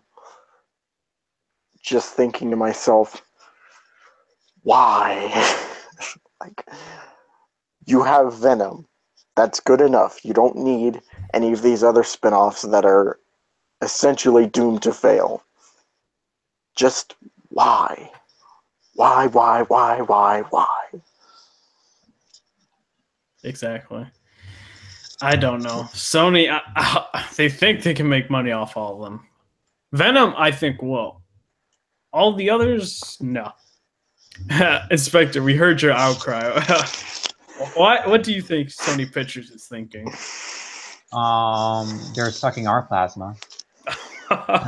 they know that we don't want it. Just like Marvel DC fan, I was just why? We don't need this. It just doesn't make sense, really. No. What characters would interact with him? Blade, it makes sense, right?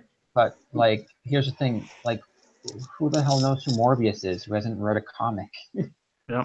They're just gonna say, "Hey, look, it's Dracula."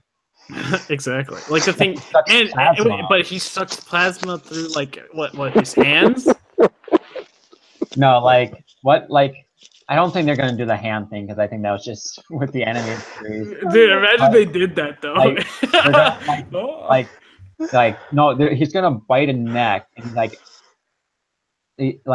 but then he's gonna say, then he's gonna talk to someone. He's like, "Oh, I don't suck blood, I suck plasma." I'm just picturing the 2 or 3 people who watched the animated series, and then when they saw the news of Morbius, they're just like, "Dude, it's that guy who sucked your plasma." Suck the plasma, man. What? Oh my gosh, that's Sony, man. Stupid. Whatever. Good luck, Sony. You're gonna need it if you're gonna go through with this. I don't see this working. Dude, not many vampires movies, modern day vampire movies, do well in general. So maybe it's that fucking stain from Twilight. Who knows?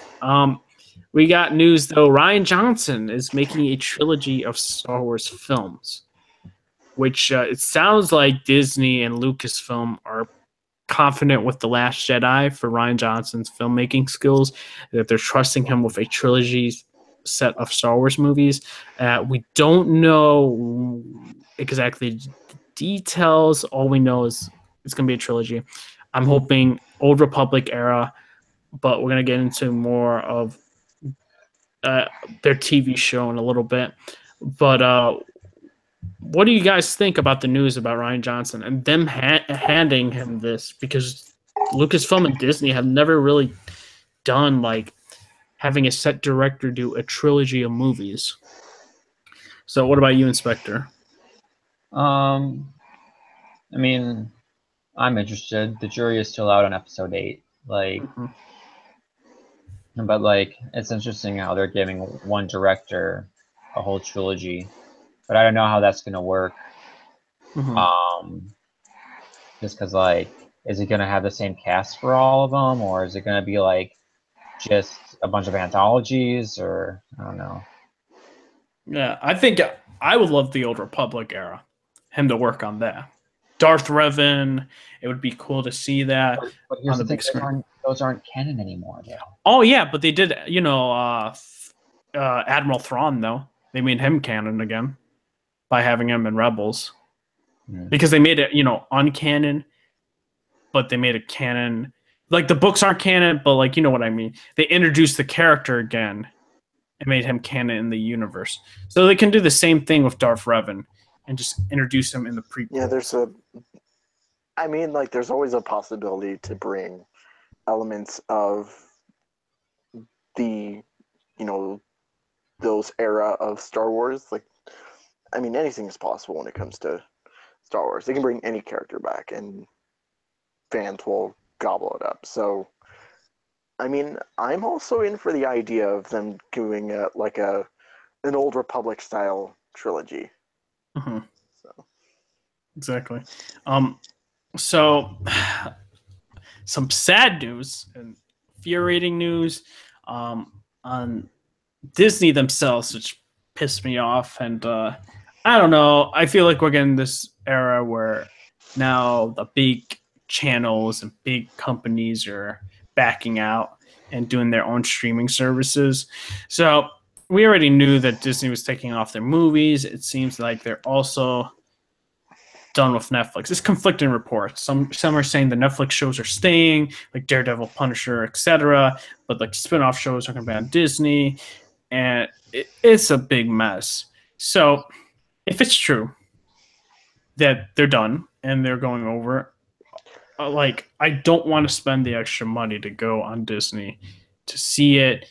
And then they try to entice people with a live action Star Wars TV show, actual live action, and we don't know if it's going to be yet again Old Republic. Who knows? That's the rumor. It's going to be Old Republic, and there's rumors about Old Republic for Ryan Johnson. So we don't actually know the set of the story until stuff comes out.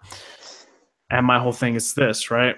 Like, why? I know Disney wants more money. Listen, you make billions of dollars. You don't need any more money. I just want to keep just not have to pay as much. Same thing with DC. Like the streaming service as well. I don't want to pay more money.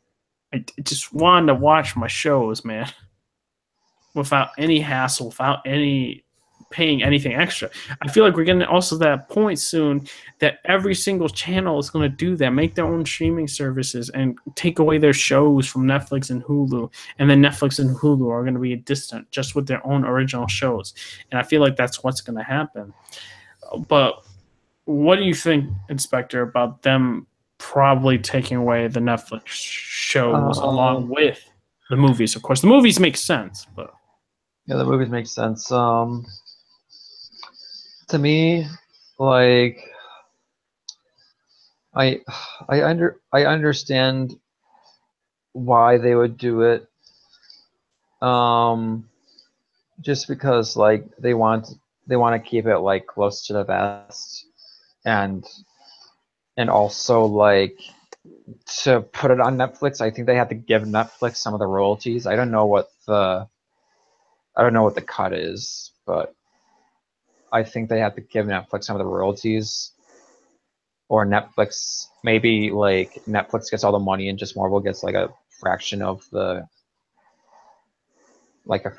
earnings or something, depending. Like I don't know how the money works, but like yeah, like for the streaming service, I don't like how all these companies are doing streaming services because like there is absolutely no way that you can compete with Netflix. Like I know what they're trying to do, but it's just not gonna work. Just because Netflix is so huge, like even with the Marvel Netflix shows, even though they're popular, they have a really small viewer base. Like I don't know how many people like watch them. I think it's only like a few thousand people watch the Marvel Netflix shows. I think it's like near, like it's somewhere between, because I think the CW shows average around like 3,500, and I don't know what Gotham is, but the last time I checked Gotham it was around 6,000, something like that in terms of views. So I think the Netflix shows are around like 4,000 or 5,000, so they don't really have that much, like that big of a viewer base. So like I don't blame Marvel for like taking it out. So like I'm just straight down the middle with this. Yeah, me, it's just like I feel like the whole point of cutting cable is because it's cheaper, and now we're getting to that point where companies just are like, "No, fuck that shit. We're Yeah. doing our own streaming services and make you buy it," and then that's basically the equivalent price of a cable service. Yeah. And it's just upsetting. Marvel DC fan, what do you think? I mean, I'm also on the same kind of agreement where, I mean, I understand why they want to do this, you know, to kind of keep it in their wheelhouse. But with that being said, that doesn't mean I want them to leave, because I don't want to pay for streaming, like all these other streaming services, when I can just have Netflix with all these shows and movies on it and just be happy with it. Mm-hmm. And I really hope in the future that other networks and that kind of thing, I really hope that they don't go down this path, because I'm pretty sure, for me at least, it seems destined to fail because of how big and popular Netflix is. So, Mm-hmm. but on a side note, really excited for Punisher. So True. That's coming out this Friday, along with Justice League coming out this Thursday night. Well, both of them come out Thursday night. Also, quick question: do you guys think if this truly ends up happening, that they're going to have an adult section for the Disney streaming service? Do we think it's gonna happen? Is that what you're asking? Yeah. If let's say Netflix like Punisher, Daredevil, do you think they're going to make a section for like adults? I think so. I think that would make the most sense. Because I like because this is the case where, like, do you think Disney wouldn't care to be associated with that, or? I mean, they own it, so like, I mean, that's true. They can do what they want. Because they always want to have that kid-friendly image. That's why I was always, I know. asking. All right. I mean, like, it's possible, but at the same time, it's Disney we're talking about. So, and you're right. For the most part, they try to maintain that kind of like kid-friendly image. So honestly, I don't know. So we have one last topic, and I'm gonna give the floor to Inspector because he knows more about the Rotten Tomato controversy, and the floor to him.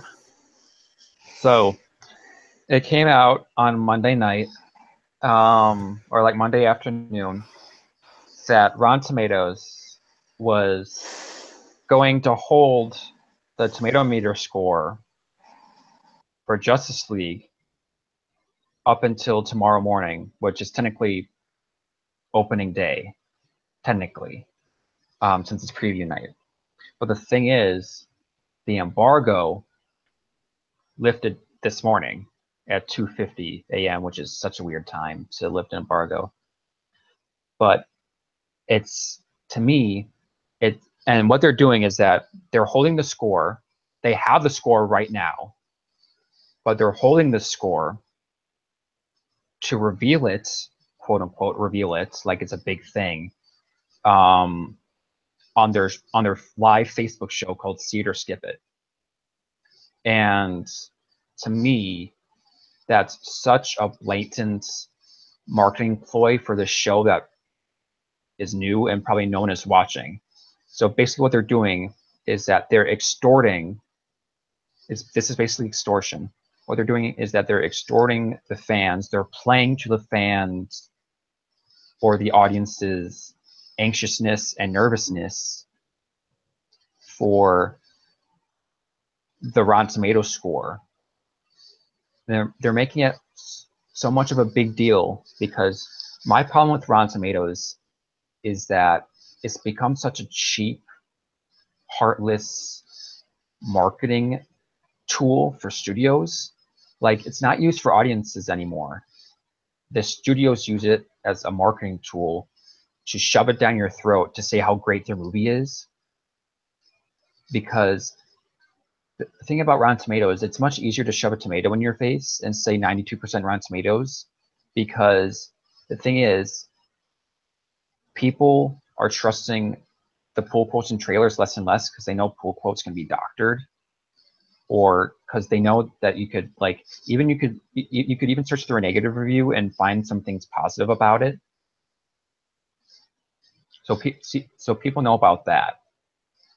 But my problem is that with this thing, it's so cheap, because what Rotten Tomatoes is basically saying is that we're holding the score because we're so confident in ourselves that we are the end-all be-all of film criticism, even though they're not. They're just an aggregator like Metacritic. So Rotten Tomatoes is, to me, this is so arrogant, and they're just shoving it in our face that, like, hey, like, we're the deciding factor on whether you go see this movie or not. That's why we're holding the score.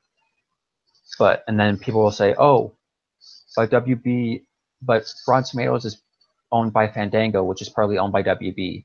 But yeah, but WB corporate doesn't make their decisions. Rotten Tomatoes is their own autonomous company. Just because they're owned by WB doesn't mean WB makes their decisions. Now, could WB have asked Rotten Tomatoes to hold the score? Maybe, but I doubt it. Like, it's probably like a 0.00001% that WB asked Rotten Tomatoes to hold the score for them. But yeah, that's the whole controversy, and like I understand the outcry, and like, because I agree with it. Like, this is so cheap on Rotten Tomatoes' part, and even the people who trust Rotten Tomatoes that are big Rotten Tomatoes defenders, they're turning on Rotten Tomatoes. So, like, I don't blame them, because this is such a shady thing to do for such an anticipated movie, that they did this before with Bad Moms, but that's Bad Moms, and no one cares about Bad Moms, so that's fine. But this is Justice League. This is one of, if not the biggest movie of the year, next to The Last Jedi, and you're going to hold the review for a cheap marketing play for your show. It's just so stupid.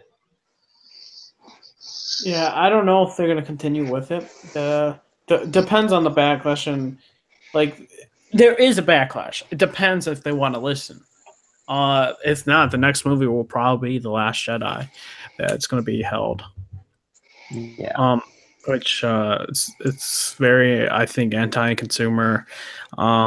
It's just so you can get on the show. They get their clicks and get a click on it for the video or their show, and it doesn't make any sense to do so.